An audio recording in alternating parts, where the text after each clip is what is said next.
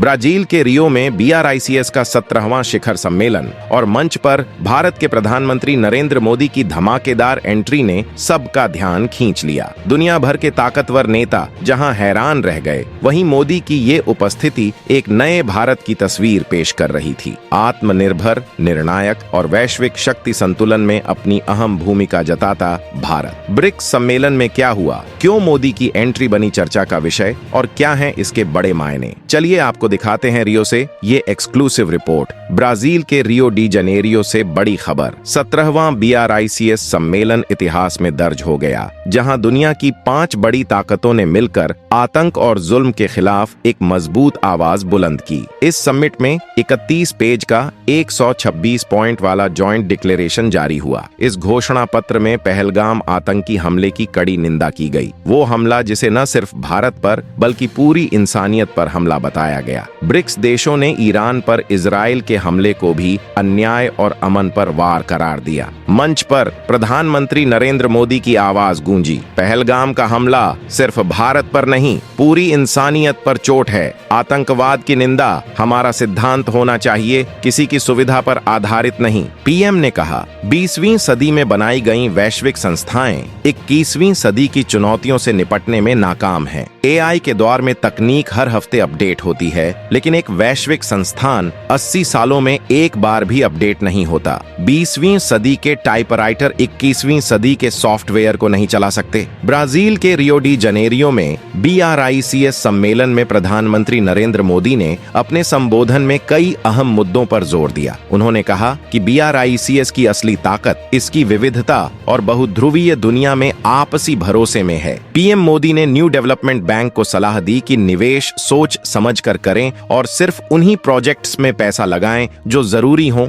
लंबे समय तक फायदे वाले हों और बैंक की साख बनाए रखें। उन्होंने ब्रिक्स रिसर्च सेंटर बनाने का सुझाव दिया, जहां सदस्य देश विज्ञान और टेक्नोलॉजी पर मिलकर काम करें। मोदी ने संसाधनों के गलत इस्तेमाल पर चेताया और कहा कि किसी देश को यह हक नहीं कि वो संसाधनों को केवल अपने फायदे या हथियार की तरह इस्तेमाल करे। उन्होंने डिजिटल कंटेंट की विश्वसनीयता पर भी चिंता जताई और कहा कि ऐसा सिस्टम जरूरी है जिससे असली और नकली डिजिटल जानकारी की पहचान हो सके और उसका गलत इस्तेमाल रोका जा सके। साथ ही उन्होंने ऐलान किया कि भारत जल्द ही आर्टिफिशियल इंटेलिजेंस पर एक बड़ा सम्मेलन आयोजित करेगा, जिसमें AI की चुनौतियों और सकारात्मक उपयोगों पर चर्चा होगी। वहीं अमेरिकी राष्ट्रपति डोनाल्ड ट्रंप ने BRICS से जुड़ने की इच्छा रखने वाले नए देशों पर एक्स्ट्रा 10% टैरिफ का ऐलान किया है। दरअसल BRICS घोषणा पत्र में विश्व व्यापार संगठन WTO के नियमों के खिलाफ बढ़ते टैरिफ पर चिंता जताई गई। इन टैरिफ को वैश्विक व्यापार और आपूर्ति श्रृंखला के लिए खतरा बताया गया। सीधे तौर पर अमेरिका का नाम नहीं लिया गया। चीन ने BRICS देशों से ग्लोबल ऑर्डर सुधारने की अपील की। चीनी प्रधानमंत्री ली क्यांग ने रविवार को 17वें ब्रिक्स सम्मेलन के दौरान कहा कि ब्रिक्स देशों को एक बेहतर दुनिया के निर्माण के लिए वैश्विक शासन में सुधार की दिशा में अग्रणी भूमिका निभानी चाहिए। उन्होंने कहा कि चीन बाकी ब्रिक्स देशों के साथ मिलकर एक न्यायपूर्ण, बराबरी वाला, प्रभावी और व्यवस्थित वैश्विक शासन स्थापित करने के लिए प्रतिबद्ध है। ब्रिक्स देशों के जॉइंट घोषणा पत्र की प्रमुख बातें: नए सदस्य और भागीदार देश।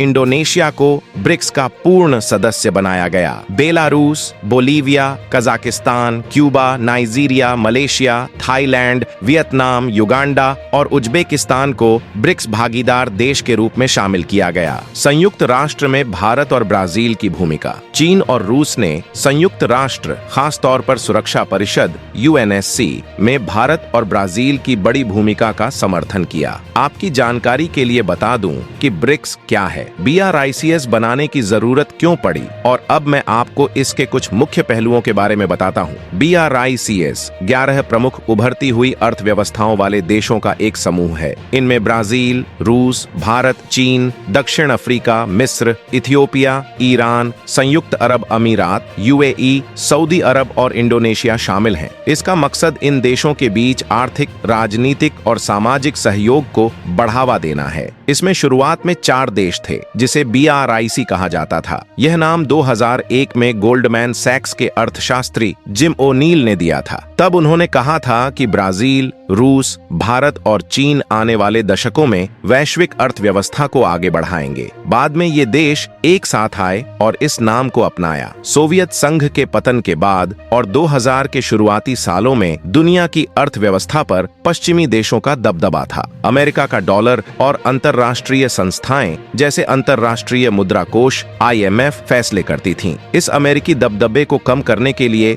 रूस, भारत, चीन और ब्राजील BRIC के तौर पर साथ आए, जो बाद में BRICS हो गया। इन देशों का मकसद ग्लोबल साउथ यानी विकासशील और गरीब देशों की आवाज को मजबूती देना था। 2008 से 2009 में जब पश्चिमी देश आर्थिक संकट से गुजर रहे थे, तब BRICS देशों की अर्थव्यवस्था तेजी से आगे बढ़ रही थी। आर्थिक संकट से पहले पश्चिमी देश दुनिया की 60% से 80% अर्थव्यवस्था को कंट्रोल कर रहे थे, लेकिन मंदी के दौर में BRICS देशों की इकोनॉमिक ग्रोथ से पता चला कि इनमें तेजी से बढ़ने और पश्चिमी देशों को टक्कर देने की क्षमता है। 2009 में रूस के येकातेरिनबर्ग में हुई बैठक में BRICS देशों ने मल्टीपोलर वर्ल्ड यानी बहुध्रुवीय दुनिया की कल्पना की गई, जहां पश्चिमी देशों की आर्थिक पकड़ कमजोर हो और सभी देशों को बराबरी का हक मिले। 2014 में BRICS ने एक बड़ा कदम उठाते हुए न्यू डेवलपमेंट बैंक बनाया, जो इंफ्रास्ट्रक्चर के लिए फंड देता है।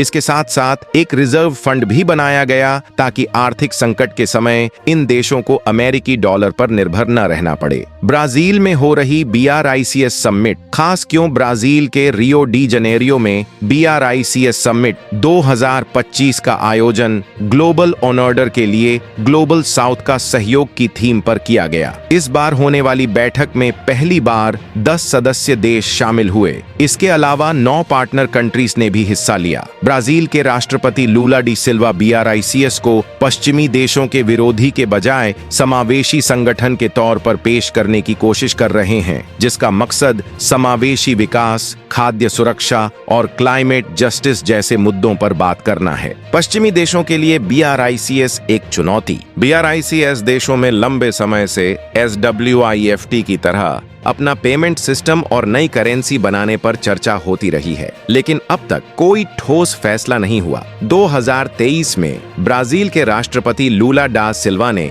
BRICS देशों से डॉलर की जगह नई करेंसी में व्यापार करने की जरूरत बताई थी। ये विचार खासकर अमेरिका के लिए चिंता का विषय रहा है। पूर्व अमेरिकी राष्ट्रपति डोनाल्ड ट्रंप ने BRICS पर 100% टैरिफ लगाने की चेतावनी दी थी और इसे डॉलर को कमजोर करने की साजिश बताया था। हालांकि भारत ने साफ किया है कि उसकी ऐसी कोई मंशा नहीं। दिसंबर 2024 में दोहा में विदेश मंत्री जयशंकर ने कहा था कि भारत को अमेरिकी डॉलर को कमजोर करने में कोई रुचि नहीं है। दोस्तों, अगर आपको ये सच्चाई जानकर गर्व महसूस हुआ हो, अगर आप चाहते हैं कि भारत की ये बुलंद आवाज हर कोने तक पहुंचे, तो वीडियो को लाइक करें, शेयर करें और सब्सक्राइब करना न भूलें। आपका एक क्लिक भारत की इस ताकत को और ऊंचा करेगा। कमेंट में लिखें जय हिंद और दिखा दें कि हम सब इस गर्व की यात्रा में एकजुट हैं।